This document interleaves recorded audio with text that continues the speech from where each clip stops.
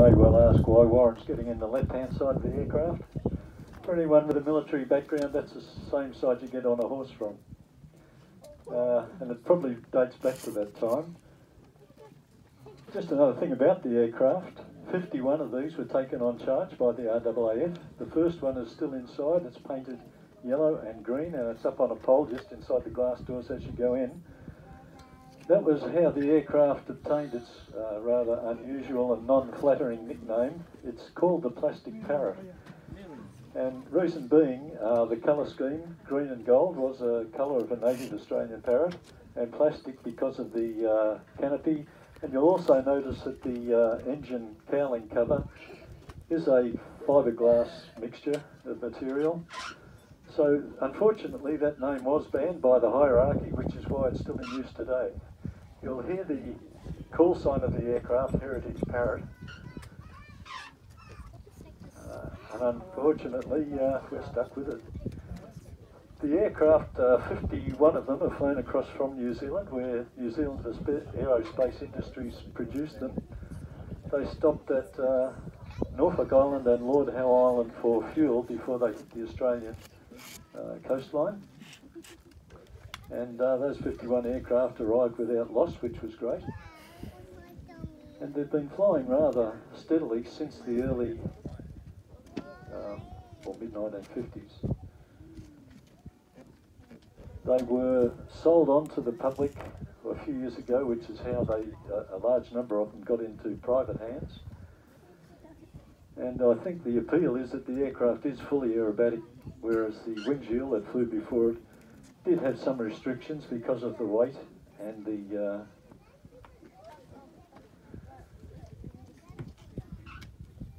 awkwardness of the aircraft with the tail wheel. You'll notice that Kenny's pulling the chocks away. The aircraft is parked with the brakes off, mainly because they are disc brakes, and the brakes are used independently to steer the aircraft on the ground. I'm not going to compete with the sound of the engine. It is quite loud, so if there are any children who have sensitive hearing, please pacify them. It does get quite loud.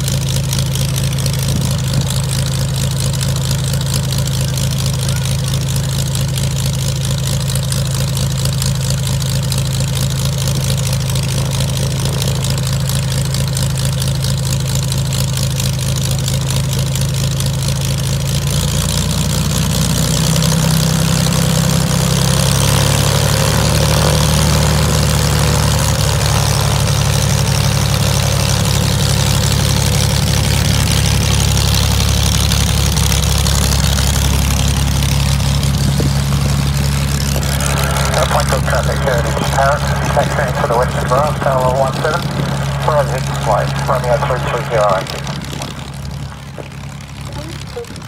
That was Warren's call. You probably heard him open with Heritage Parrot.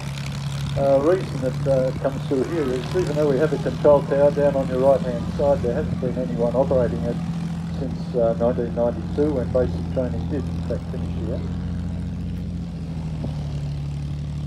He is taxiing the aircraft to the northern end of the field. The things he'll check before he takes off today are oil temperature, oil pressure, and the electrical system which provides the spark to the engine. There are two separate circuits for that. If one fails, the other one will still cause sparks to occur in the cylinders, and he will be able to bring the aircraft back. Point Cook is an all-over grass airfield, always has been. You will see a bitumen strip out there or two.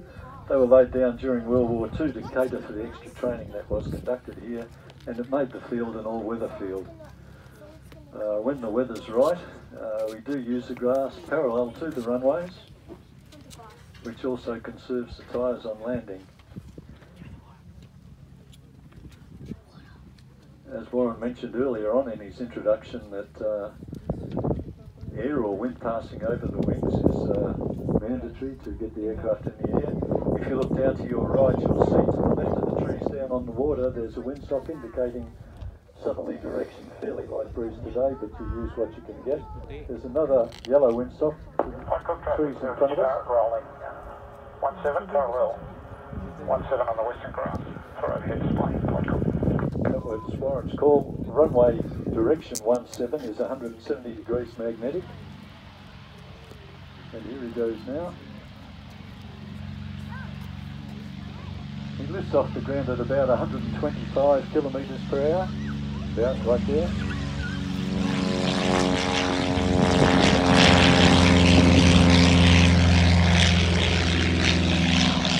And he will count the aircraft away to about 1,000 metres the main notice of the main in the pitch down position. This is a basic trainer, so there's one less thing for student pilots to have to think about, raising and lowering the wheels to take off the landing. It's also easy on the instructor's nose. Just climb away to the southwest again, that little extra height before it comes back forward towards grass.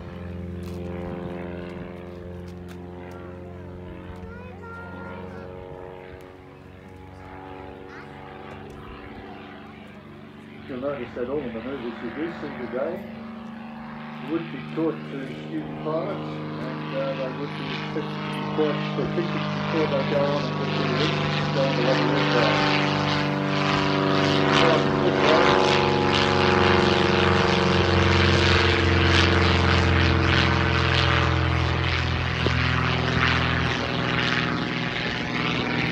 One of the things that make this aircraft quite manoeuvrable is the power to weight ratio. That is the power of the engine to the weight of the aircraft. The aircraft weighs about 800 kilograms, just under a ton. And the power is provided by a 6-cylinder air-cooled engine. If you consider your average family car is 3 litres, I'm talking about a Falcon or a Commodore, this is 16 litres. Sorry, 6 litres, wrong aircraft. 6 litres, which is double what you'd expect the power to be provided by your 6-cylinder family car. And therefore there is plenty of power to literally toss this aircraft around there.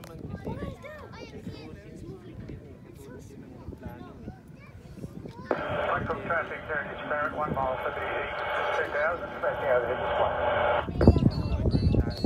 That call is 2,000 feet, 1 mile to the east of the field, which is just out of the edge of the water. We'll come back towards you shortly.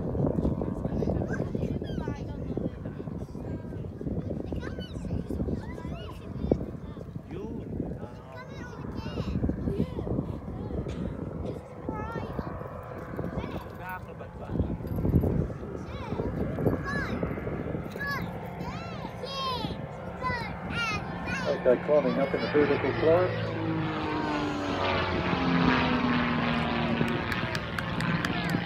Just watch it stall, go through 180 degrees before it comes back to face us again.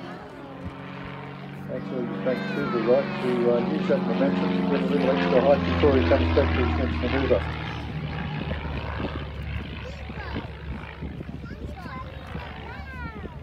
And that manoeuvre is a loop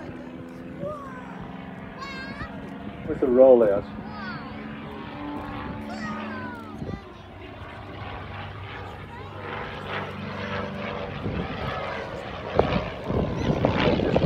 Pretty good at doing it again. Over the top and roll out to the direction then.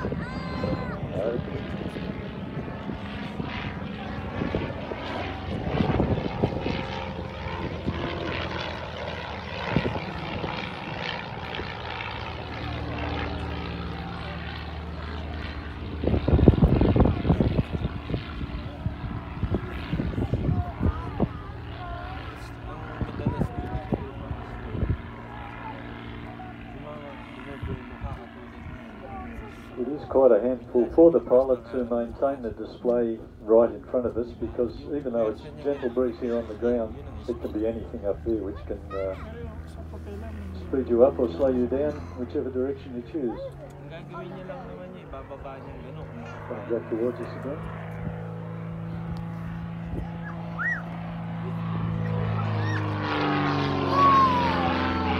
This manoeuvre is called a barrel roll, where the aircraft appears to be flying around the outside of the barrel. It's actually a roll and a loop together.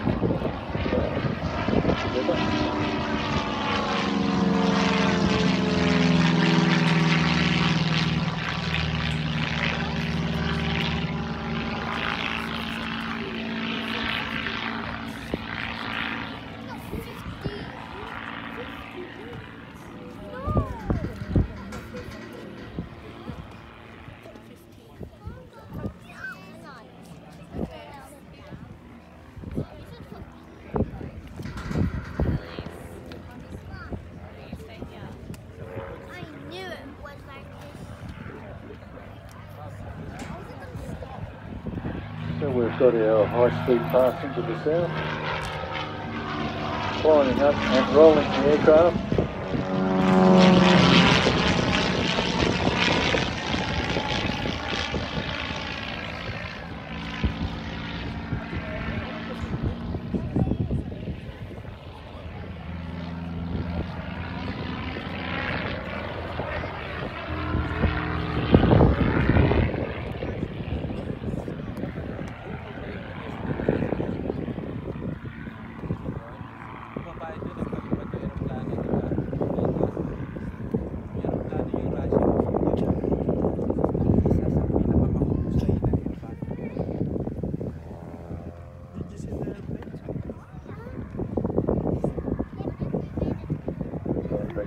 Now he will pull back on the control column and climb vertically.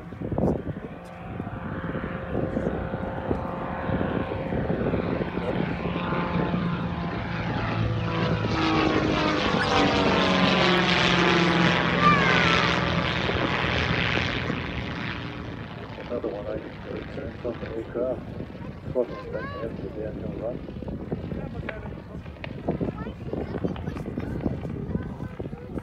Backfiring is just because the mixture is a little bit rich, more fuel going into the engine than actually it needs.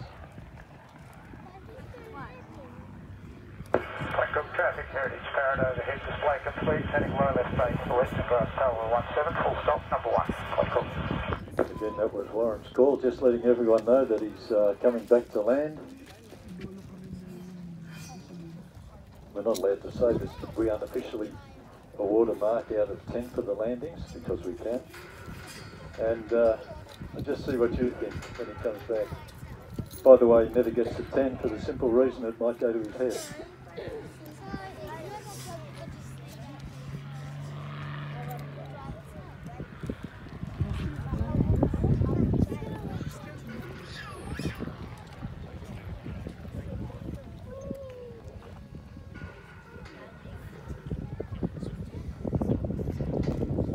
Well, what did you think of that landing? I thought it was pretty good. I did the same. I'd say 9 3/4, that was excellent. The only reason he's moving around a bit is because of the uneven airfield. He will come back to us, pull up where he left from. I'd like you to think of any questions you'd care to answer, had answered. Ken's taking the microphone round so everyone can hear your question. And Warren's only too happy to answer.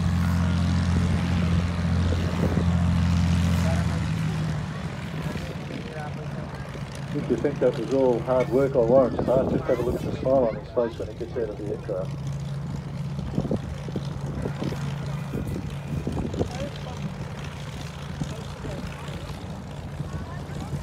coming back, you can actually see the clear vision he has from where he's seated in the aircraft. Ideal for a racing trainer.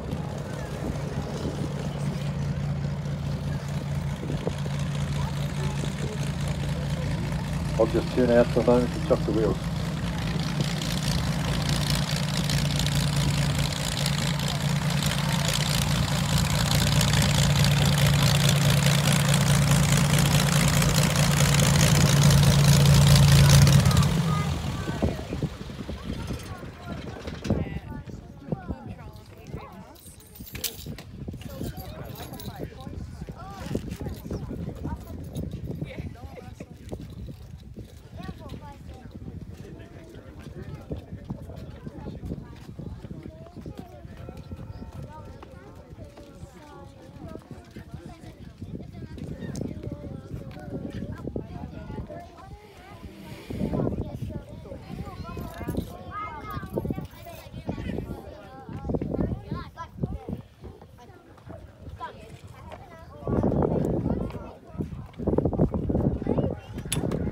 Ladies and gentlemen, your pilot for today, Warren Mason.